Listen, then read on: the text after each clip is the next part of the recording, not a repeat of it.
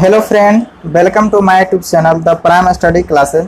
दोस्तों, आज की इस वीडियो में एसएससी जीडी कांस्टेबल एग्ज़ाम में जो क्वेश्चन पूछे जाएंगे और प्रीवियस ईयर का जो क्वेश्चन पूछा गया है उसी से रिलेटेड आने वाले एग्ज़ाम में भी क्वेश्चन पूछे जाएंगे।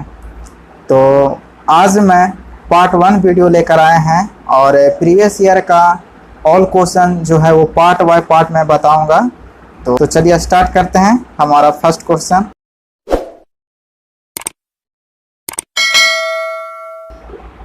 निम्नलिखित में से किस भारतीय राज्य में पोलो खेल की उत्पत्ति हुई? ये क्वेश्चन 22/2/2019 को पूछा गया है। ऑप्शन दिया गया है असम, पश्चिम बंगाल, मणिपुर, अरुणाचल प्रदेश। दोस्तों, इसका राइट आंसर हो जाएगा मणिपुर। दोस्तों, मणिपुर में ही भारतीय राज्य में पोलो खेल की उत्पत्ति हुई थी। और जो क्रिकेट का जन्मभूमि है वो इंग्लैंड को माना जाता है। किसको? इंग्लैंड को। और जो कबड्डी की शुरुआत हुई थी वो भारत में ही हुआ था। चलिए नेक्स्ट क्वेश्चन, 2018 तक आम का सबसे बड़ा उत्पादक देश कौन सा है? ऑप्शन दिया गया है चीन, ब्राज़ील, भारत, श्रीलंका। दोस्तों, इसका राइट आंसर हो जाएगा भारत, क्योंकि 2018 तक आम का सबसे बड़ा उत्पादक देश था वो भारत ही था। और आम का भारत में जो प्रति वर्ष लगभग है वो है 1.87 करोड़ लाख टन उत्पादन होता है भारत में। चलिए नेक्स्ट क्वेश्चन, निम्नलिखित में से कौन सी बीमारी चमगादड़ के कारण होती है? ऑप्शन है चिकनगुनिया, जीका, इबोला, डेंगू। दोस्तों, इसका राइट आंसर हो जाएगा इबोला। दोस्तों, इबोला बीमारी जो है वो चमगादड़ के कारण ही होती है। और इबोला नदी के नाम पर वैज्ञानिक ने इस विषाणु को नाम दिया था इबोला वायरस। और इस रोग का जो पहचान हुआ था 1976 ईस्वी में हुआ था। समझ गए? और जीका वायरस का जो प्रभाव है वो गर्भवती महिलाओं पर अधिक पड़ता है। और जो डेंगू ज्वर जो है वो हड्डी तोड़ बुखार के नाम से भी जाना जाता है। चलिए नेक्स्ट क्वेश्चन, 1866 में ईस्ट इंडिया एसोसिएशन का गठन किस शहर में हुआ था? दोस्तों, ऑप्शन दिया गया है पेरिस, कोलकाता, लंदन, सिंगापुर। दोस्तों, इसका राइट आंसर हो जाएगा लंदन। दोस्तों, 1866 में ईस्ट इंडिया एसोसिएशन का जो गठन हुआ था वो लंदन शहर में हुआ था।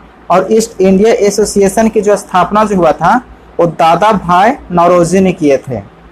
चलिए नेक्स्ट क्वेश्चन, ज्योतिपुंज पुस्तक के लेखक कौन है? ऑप्शन दिया गया है मुंशी प्रेमचंद्र, नरेंद्र मोदी, धीरू भाई अंबानी, इनमें से कोई नहीं। दोस्तों, इसका राइट आंसर हो जाएगा नरेंद्र मोदी। नरेंद्र मोदी जी ने ज्योतिपुंज पुस्तक को लिखे थे। और इन्होंने एक और पुस्तक लिखी थी, उनको नाम था एग्जाम वॉरियर। पुस्तक का नाम है एग्जाम वॉरियर। चलिए नेक्स्ट क्वेश्चन, तीज भारत के किस राज्य में मनाया जाने वाला त्यौहार है?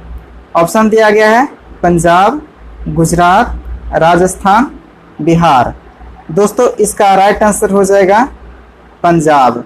दोस्तों, तीज भारत के जो है वो पंजाब राज्य में ही मनाया जाने वाला एक त्यौहार है। और ये त्यौहार मुख्य रूप से जो है वो पंजाब में, हरियाणा, राजस्थान और चंडीगढ़ में मनाया जाता है।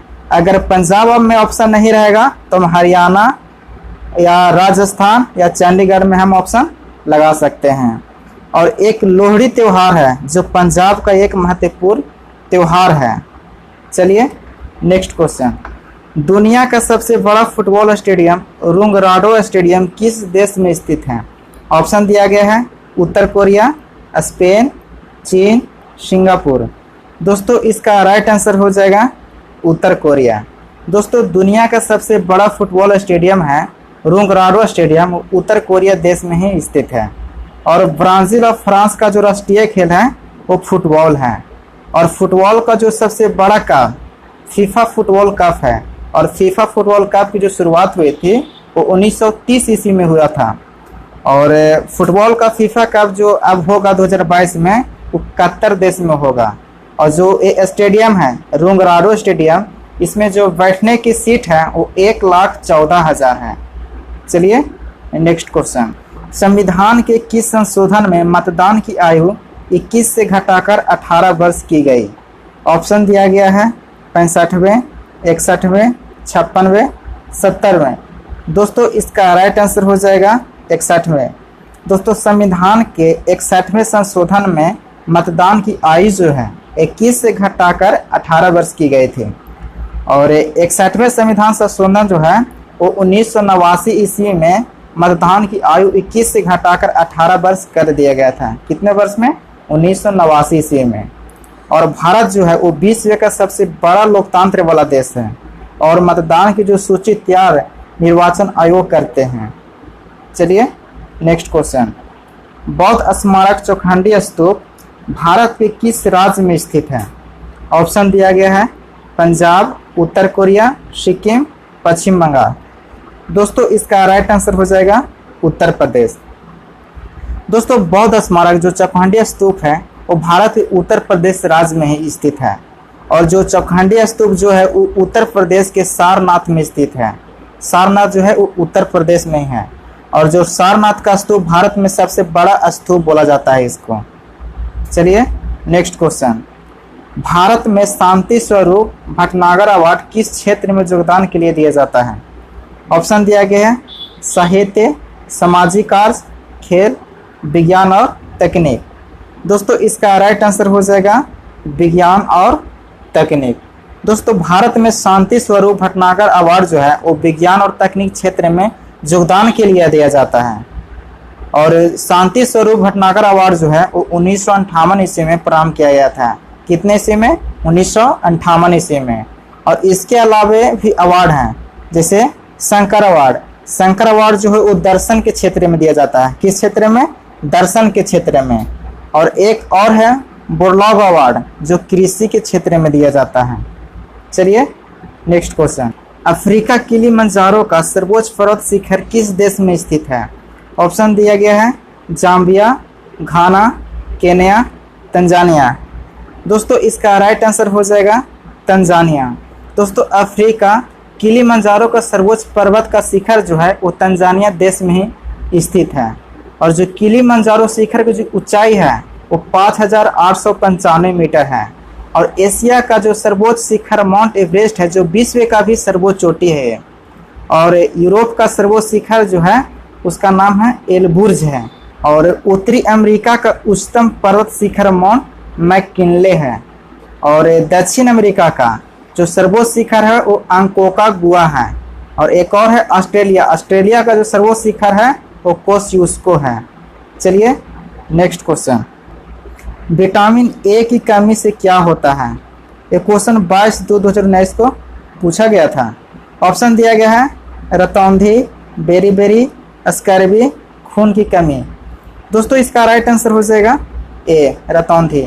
विटामिन ए की कमी से ही रतौंधी रोग होता है और इसका जो रासायनिक नाम है वो रेटिनॉल है। और विटामिन ए जो है वो सबसे अधिक गाजर में पाया जाता है। चलिए नेक्स्ट क्वेश्चन। पीर पंजाल पर्वत श्रेणी की सर्वोच्च चोटी कौन सी है? ऑप्शन है कामेट, नंदा देवी, इंद्रासन, काबरू। दोस्तों पीर पंजाल पर्वत श्रेणी का जो सर्वोच्च चोटी का नाम है उसका नाम है इंद्रासन। और इंद्रासन चोटी की जो ऊंचाई है वो 6221 मीटर है। कितना है? 6221 मीटर। इसके बाद है कॉमेट। जो कॉमेट की जो ऊंचाई है उसकी है 7750 मीटर है। इसके बाद है नंदा देवी। नंदा देवी चोटी की ऊंचाई है 7817 मीटर। चलिए नेक्स्ट क्वेश्चन। तक्षशिला की ओर बढ़ते हुए सिंधु नदी को पार करने के बाद 326 ईसा पूर्व में भारत पर किसने आक्रमण किया था? दोस्तों ऑप्शन दिया गया है मार्को पोलो, निकोलोनी, सिकंदर, इनमें से कोई नहीं। दोस्तों इसका राइट आंसर हो जाएगा सिकंदर। दोस्तों तक्षशिला की ओर जो बढ़ते हुए सिंधु नदी को पार करने के बाद 326 ईसा पूर्व में भारत पर आक्रमण किया था। किस पे? भारत पे। और किसने किया था? वो था सिकंदर। दोस्तों 326 ईसा पूर्व में सिकंदर का जो सबसे महत्वपूर्ण युद्ध हुआ था वो राजा पोरस के साथ हुआ था। किसके साथ? राजा पोरस के साथ। चलिए नेक्स्ट क्वेश्चन। निम्नलिखित में से कौन सा विकल्प साहित्य स्रोत है जो भारतीय इतिहास का प्राचीन काल पर प्रकाश डालता है? ऑप्शन दिया गया है भागवत गीता, पुराण, उपनिषद, सामवेद। दोस्तों इसका राइट आंसर हो जाएगा पुराण। दोस्तों पुराण जो है एक प्राचीन भारतीय साहित्य स्रोत है जो भारतीय इतिहास के प्राचीन काल पर प्रकाश डालता है, और जो पुराणों की संख्या है वो 18 है, और पुराणों के 5 भाग हैं। कौन कौन से हैं? वो है सर्ग, प्रतिसर्ग, वंश, वंशचरित और मन्वंतर हैं। और उपनिषदों की जो संख्या है वो 108 है, और सामवेद से संगीत विद्या की जानकारी मिलती है।